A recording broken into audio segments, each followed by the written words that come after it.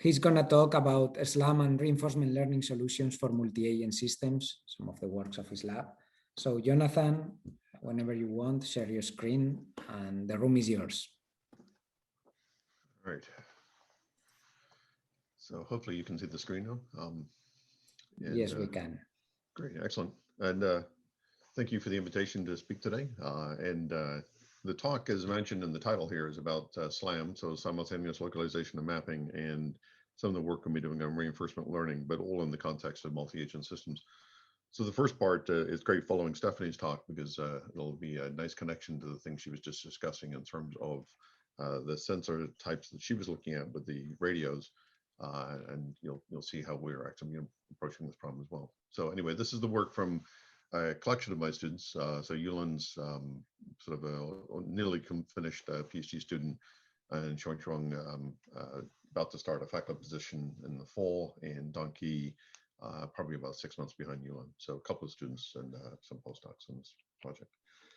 So so to get started, and again, don't need to motivate a lot of this here, but we're thinking about many different things. Actually, I have a bunch of connections to flying both underground and in forests, and also sort of outdoor work. So much of what we're describing here is GPS denied navigation, and that's the reason why we're looking at some of this collaborative SLAM framework. So as Stephanie described, communication is a problem. We are actually taking the approach with a lot of the work we're doing where the vehicles don't tend to communicate long range, but they communicate when they get closer together. And so it becomes more of a clustered communication problem. And then it's a question of how does one actually go about solving the optimization problem that needs to get solved. So that equation slightly different than the form that I think Stephanie had in her slide, but very similar in sort of context or sort of intent, which is to what we're trying to solve for is a distributed trajectory estimation problem based on some relative noisy measurements. And so, it's sort of cartoonish down here at the bottom, you see sort of the blue, orange, and green agents that move forward and they're taking measurements. But I have to qualify what the word relative means here, because while Stephanie was describing it as sort of radio measurements that were taken, it could be that, it could be things like ultra wideband, it could be things like, you're just doing ranging. But in much of the work we're doing, it's actually also things like loop closure. So it may be that these robots actually sort of drove around and saw something, and then later on another robot drove around and saw the same thing. And then that in itself can become a relative measure because each of them is knowing or able to figure out where they are relative to this common object. And as long as you can do that loop closure aspect of the problem, which is not being described in this particular piece, there's really sort of two phases to this operation. This is just thinking about the estimation part. And so you're solving for the relative poses and the translations of these two objects having seen this common sort of device. And so the sort of dashed line here is describing a loop closure of that type. And so that's the type of relative measure I'm describing, but it really could be an entire set, an entire spectrum of different measures that you're looking for. The challenge, as sort of perhaps becomes clear, is that you're looking now, and because you're doing relative orientation and translation, you now have to do things that very complicated sort of framework for the optimization, and sort of described here, synchronization over a special Euclidean group. And so that leads to a lot of computational challenges. In particular, the problem is non-convex, so you can get a lot of spurious local solutions, typically very poorly conditioned optimization problems, so you get very slow convergence, which isn't great. And then, of course, you do have to deal with the fact that there are communication constraints. So in this case, you often think about maybe the cartoon down here describing an estimation graph, which is in somehow way how these robots are connected in solving the estimation problem. They have some connectivity at some points in time and space, but sort of no connectivity at other points in space and time. And then on top of that, you'd be thinking about a communication graph describing how these robots might actually be able to communicate at any given time to try to take advantage of the information that was collected at perhaps some other time. And so it gets quite complicated in that sense, trying to sort of handle those two types of optimization, two graphs describing the problem setup. Anyway, as Stephanie outlined, you're trying to optimize this problem subject to these constraints. So the question then becomes, how does one actually solve that optimization problem? What is it you're actually going to be doing? And again, it's a sort of, these are all vectors and matrices. You're solving for a multi-robot problem, but it does require a collaborative solution. And we're not just dumping everything into one place and running a centralized solver. That typically becomes intractable very, very quickly. And so we're looking for a distributed solution that we can actually achieve. Now, on top of that, what we'd like to do is to know whether or not this is going to work well. And so that's where the certification comes in. And so we're looking for a distributed, certifiable, or certifiably correct postgraph optimization. So not just that you get an answer, but you know how good it is. And particularly, you know when it's not good, and then you can do something about it.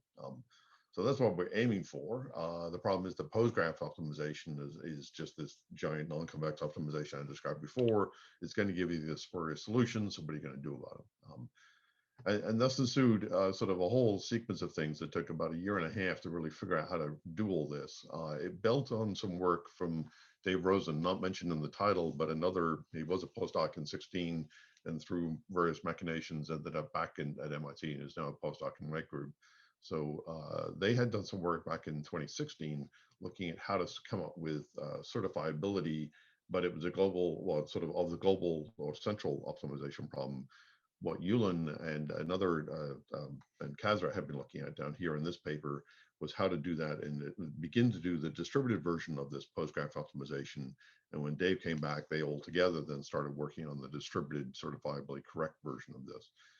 And what it basically requires is you take the postgraph optimization problem as described before through various semi-definite or STP type relaxations. So there's convex relaxation down through this step. You end up sort of looking at the green problem, and that's fine and dandy, but even that you can't necessarily solve and get a good answer. I certainly can't certify it.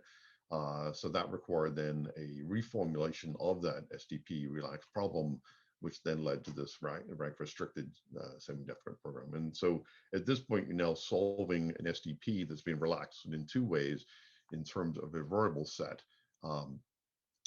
Which has the advantage of you've still maintained, it's now ended up being a problem that's much simpler to solve. And furthermore, the solution you get down here through the various steps back up on the right-hand side arrows, you can then show through various theorems in the paper that you're able to get the certification of the result. So like I say, what that means is you don't just get a result, you actually know how good it is. And what I'll show in a second in a video is just sort of how important all this is, because when you know that the solution's not good, you can then basically use that as a way of nudging yourself out of a bad solution, which is what this thing is in the left. When you see it, you look at it and go, what the hell's that? When you nudge it and then actually sort of nudge it in the right direction, which we also know how to do, you can then get the answer, which is over here on the right. And again, there's still error, but geometrically, at least, it looks much closer to what it is that you'd be expecting.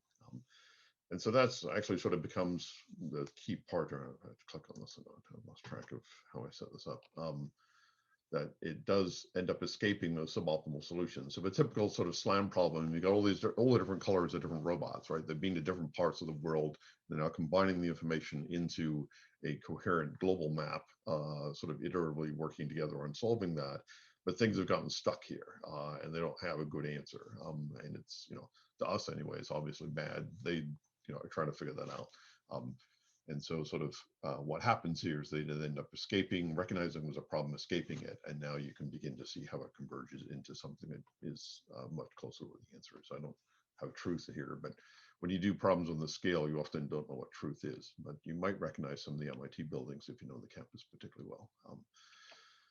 So what happens there is you're looking then at a solution, like I say, that's typically going to converge, but it will end up converging slowly, in part because of this ill conditionedness that's sort of inherent to the problem formulation. So we've taken a look at some of the work. I'm sure mostly you're familiar with Nesterov's accelerated versions of these problems. And depending on sort of the problem size, what typical way of looking at this is how well are you doing in terms of convergence to what we know will something close to the optimal solution at least.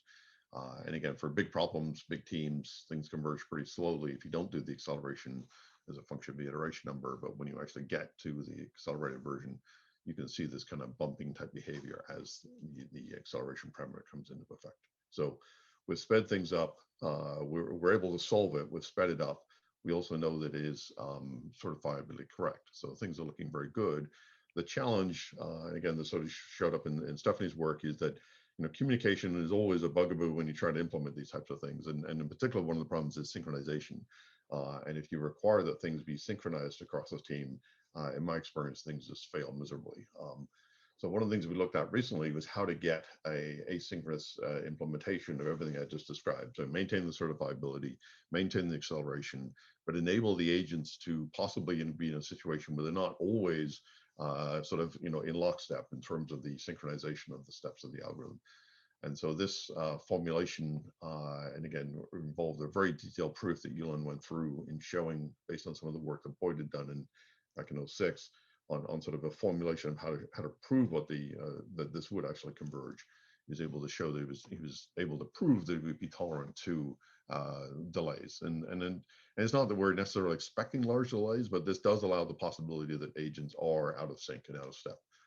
And so we're able to get provable convergence in that type of situation. So that was a recent work showed up last year. Building on that over the past sort of 12 months or so, what we're looking at working here with Luca Collerni and Chimera's was sort of single agent type work, looking at how to combine things that involve both vision-based and the typical sort of LiDAR type navigation. So you're coming up with semantic maps of the world. So not just where I am, but what have I seen? How am I labeling it? And coming up with pictures that look like this. We end up with sort of descriptions internally, which are sort of representations of worlds that you might have seen. This is obviously in simulation. I'll show experiments in a second.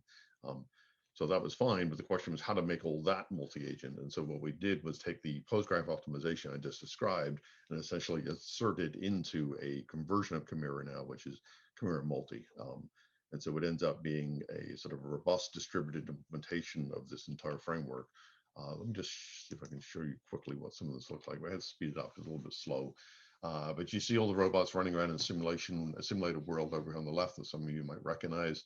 And then what we're building up from that are these maps and come up with a representation. So again, the distributed postgraph optimization is running when the agents have communication capability amongst themselves. And so you'll constantly see the world sort of reconfiguring and reconverging as new estimates are created. And then of course, on top of all that, we're doing all the semantic labeling of what it is that they're seeing and things like that. And that's been done simultaneously. So all that's done in simulation. We have done this experimentally. It's not super cool to look at the videos. There's just a bunch of robots trundling around. But the key sort of observation is that, if you don't do the sort of agents working together and just rely on their local pose estimates, you get sort of weird results like this, which may not look that bad until you realize this one thinks it's driven through this building here, and all this stuff over here with the blue agent is just sort of just wrong. If you allow those agents now to start working together, and again, that's all VIO based. So we had the GPS, but in truth, we're not using it for their estimators. You start working together and you start locking things down. And what happens is that as you get these loop closures, again, places where agents have been not simultaneously, but they've been there at different times and realize that they've seen the same things at different times, you can lock down that loop closure, get those relative measurements in place, and now start locking down and get much better estimates. You see how much squarer this is over here than say over there. And so that's been done sort of, not automated and not necessarily in real time, but we're gearing up for a full demonstration of all this on automated robots in real time to get this multi-agent SLAM working. Hopefully as well as on the right picture, let's put it that way. So that's the multi-agent SLAM part of this. On the reinforcement learning, one of the key things we've struggled with here, and again, classically what you have is a bunch of agents who are trying to learn how to do things. It's multi-agent in the sense that they are expecting other agents to also be learning. And the question we've been struggling with is one of non-stationarity, which is that often when you are dealing with the world, you come up with a plan based on your expectation of what the world would be like when you're done making your plan. The problem is that all the other agents in that world are also doing exactly the same thing. And so those that have dealt with things that look like distributed estimation and things like that have seen similar problems. But if you're in phase one here, the initial game, and you figure out how to play rock, paper, scissors based on how the opponent plays, and you decide to change what you were doing based on that data, you sort of then decide to change your policy. The problems, of course, is that the other agent had a chance to change as well, and that result is that you continue perhaps to lose or maybe not do particularly well. And so the question was, how does one overcome this problem? Right now, a classic centralized solution to this, a lot of people think solves this problem, doesn't actually solve the problem. It turns out there's sort of a basic temporal scale at which non-stationarity tends to exist. In this form, the sort of time scale is quite long. If you go to a centralized implementation, it tends to reduce the time scale. And what that means is that you're less susceptible to this type of issue, but it's still inherently in the solution techniques. The question is, what can you do to actually try to overcome this and deal with it much more formally? And that's what we're looking at in this ICML paper that is probably either now or sometime this summer. And the question we're looking for then was, could we have our future policies of our agents depend on sort of both our current performance and what we thought the performance was going to be in the future of the other agents? So effectively what you're trying to do then is predict the behavior of the other agents and how you think they're going to change. And then you try to make your policy not good based on what you've experienced, but what you think you're going to experience in the future. And so what you're trying to do is to take advantage or understand that sequential dependency. If they've done these things in the past, this is what we think they're going to be doing in the future. You make that prediction and then try to improve your adaptive performance into the future. And the net result then ends up with a picture that looks something like this. That basically what you're trying to do is to understand, what will your future policy be and how that might, you're trying to understand the impact of, say, your initial policy on your own future policy. So your policy is going to be changing, but you're also trying to understand what the other agent's future policy might be. And in particular, what you have to learn is effectively what you think. You're trying to infer what you think the learning dynamics are of the other agent. And, and so it's not just their dynamics, but it's how are they learning. And if you can infer that, then you can actually effectively try to influence it. And then you might do things in the initial game that impact how they perceive what is winning and what's good.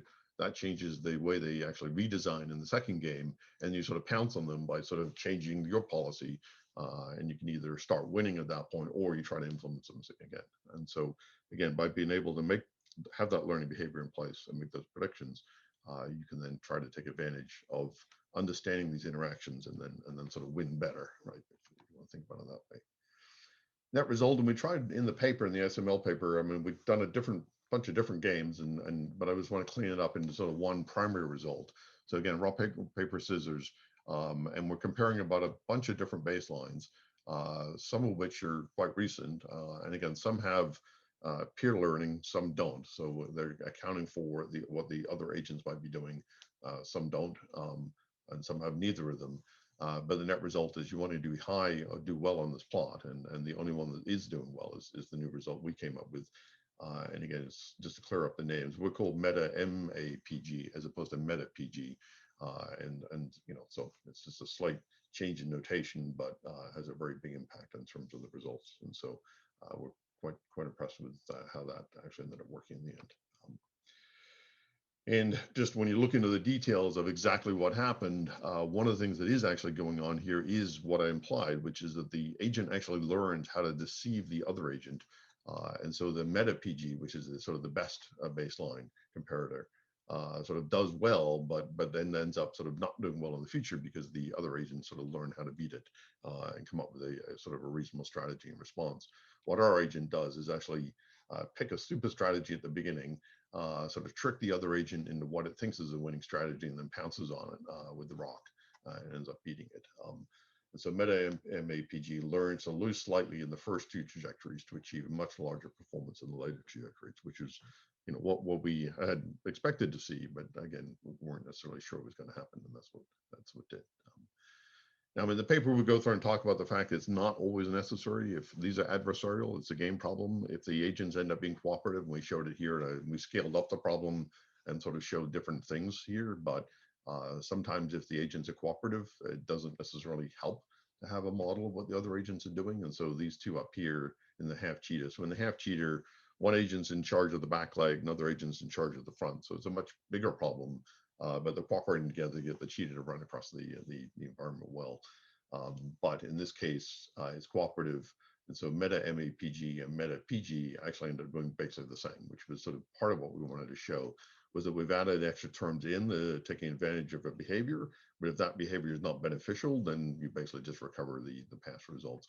But it's still much better than the other two baselines, which was kind of cool. And the videos of that, of course, is just the classic cheetah running across a stupid gym environment, which is not particularly exciting to look at, except for the fact that the robot over here, which is the bad one, does particularly poorly at times. So again, if you've worked with these things before, you know these don't really look like cheetahs, and but these are the kinds of environments that you end up doing this type of multi-agent learning in. And again, just to be clear, one agent's in charge of the 3 joints at the back, and the other agent's in charge of the 3 joints at the front. They're cooperating to get the thing to actually run across the environment well together. Okay. So a lot of things covered, but hopefully get a sense of the ideas and problems we're trying to address. You know, in the pose graph, we're thinking about sparsity, relaxation, certification, and how to work together to get sort of these global or close to global optimality in the results. In this meta MAPG, what we've been looking at is sort of efficient adaptation in environments where we have to infer what the other agents are doing in terms of the learning behavior, trying to account for this non-stationarity effect in the multi-agent learning settings. And of course, you know, the key challenges then is the representation of the learning behavior of the other agents, and how quickly you can adapt to what the other agents are actually doing and how their behavior might change. And that's sort of the ongoing work we're doing now. So a bunch of papers, code, videos, if you're interested in taking a look at some QR codes here to get connected. All right, I'll stop there. Thank you very Thank you very much, Jonathan. Claps here.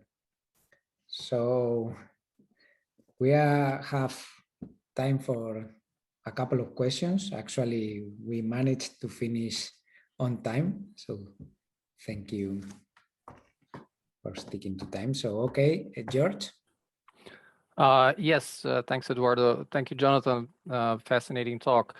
So again, in the multi-agent reinforcement learning setting, I think you were discussing it more in the cooperative regime where the agents are cooperating with each other, but how applicable is this in the non-cooperative setting where you can have like maybe an adversarial agent who wants to influence, first of all, learn and then influence the policy of the multi-agent system, maybe for herding or maybe for other purposes?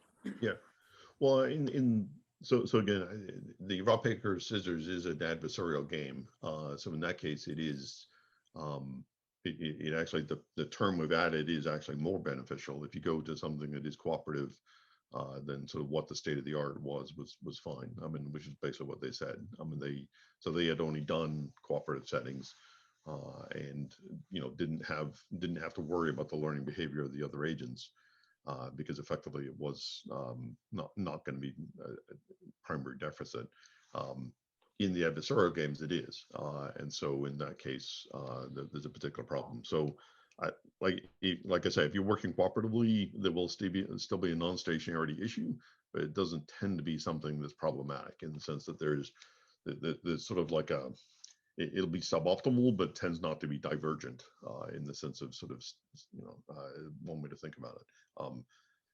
The issue we were having was that if you try to check the translation of sort of what people have done in cooperative setting and think about what happens in non-cooperative, things can get much worse, and so that's why we needed to account for this extra capability that we put in. Does it matter in the non-cooperative setting? Does it matter the ratio of the observed agents versus the external, let's call it an adversarial agent? I mean, it could be, let's say, multi-agent adversarial system. I mean, does the ratio matter? It will. I mean, the reality is that it's very hard to scale this type of work up to large scale. And so I don't know that we've, to be honest, been able to address problems of where we've had sort of more adversarial agents in the game. But it would be, you know, I mean, the problem size just scales up exponentially, and certainly the solution problem complexity goes up exponentially with the number of agents. So it's a little bit hard for me to say what will happen because I don't think we've actually tried it yet. But I would imagine that it would be, I mean, certainly there'll be an inference problem that's much harder in that case. I mean, it's you know, but and you know, in that particular case, I mean, if you're an agent playing against another agent, you might be able to sort of influence their behavior, but whether or not you can influence a whole pile of people and adversaries is much less likely.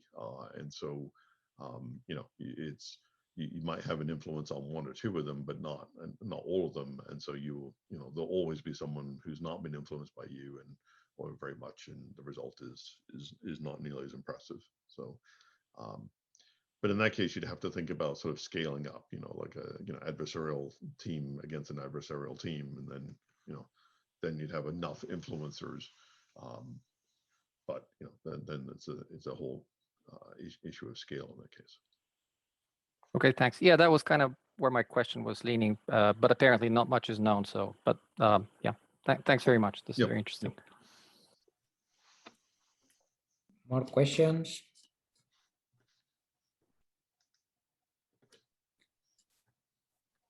Well, I'm going to ask one very quickly about the first part, the distributed PGO. So there was a part where you were mentioning that you run several random initializations, no, to avoid getting stuck in local minima. But one question here is that since this is solved in a distributed fashion, it's like for each initialization you are solving the distributed problem, or how exactly does this work? No, we have so in the formulation there is a solution that starts.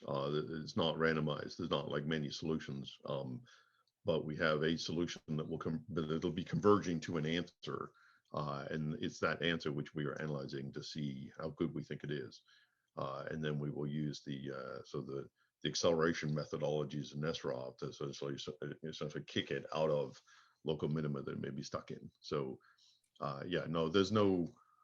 You're not. It's hard enough to do this once. You're not going to do it That's in parallel, right? perfect. So there's a solution algorithm that's running based on the data that it's obtained, and it's that you're analyzing to see how well it's doing. Okay. Okay. Yeah. All right. Cool. Thanks. So then, if there are no more questions, thank you very much. I have a small question as well, if possible. So yes, it's also in the first part of the talk. So these trajectories were set a priori, if I've understood correctly. The trajectories from the multi-robot system. So I didn't understand. Could you repeat the question? Yeah. So the trajectories that you were using were set a priori. In the ones that we use to gather information over the environment? Well, the robots are driving around. The code is running in sort of pseudo real time, but it's running on a bag of data, right? So, it wasn't actually running on the day that the robots collected the data, but we sort of released the data at real time rates, and then we just run the algorithm on it. So yes, the robots have run a trajectory and then collected all the data. Okay. And then we're post-processing it. And so we've gone from very complicated simulations where that's not true, right? Everything's running in real time, and it's just simulated. But the experimental data was collected with robots that ran around, and we just have that data, and that's it. Yes. Right. And we've collected a pile of data of that type, right? It's easy to collect data because it's not closed loop, but there's no real loop to close there, right? They're out doing something, and the question simply is, where am I, right? And so we're just our job in this box is just solve that problem, and we have no impact on where the robots are going. Yes, and so I'm actually interested on the possible applications that. So of course I might imagine that they might agree or disagree in some locations maybe, or they might have more complicated. There might be some locations where